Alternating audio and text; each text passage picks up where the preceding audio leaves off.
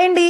అమ్మమ్మ, తాతయ్య ఇలా పని చేసుకుంటూ ఉంటే ఎప్పుడు నాకు ఒకటే అనిపిస్తూ ఉంటుంది. అది షేర్ చేద్దామని సరదాగా అయితే వీడియో తీశాను. అసలు ఆ ఏజ్‌కి అంత పని చేసుకోవడం ఎంత గ్రేట్ అండి.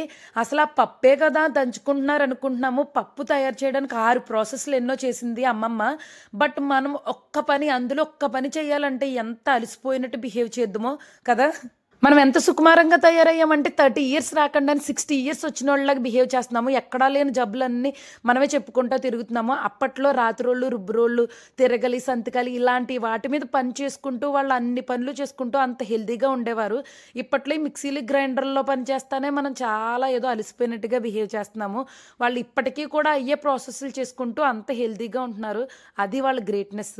సో, నేనేం చెప్తున్నానంటే, మన పెద్దవాళ్ళ ఓపిక, పనితీరు ముందు మనం ఎందుకు పనికిరాము. మన అమ్మమ్మ, తాతయ్య, నానమ్మ, తాతయ్య వాళ్ళ నుంచి ఏం నేర్చుకున్నా, నేర్చుకోకపోయినా వాళ్ళ ఓపిక, పనితీరు, పద్ధతులు, అలవాట్లు నేర్చుకున్నామంటే, మన లైఫ్ కూడా చాలా హెల్తీగా, బ్యూటిఫుల్‌గా ఉంటుంది.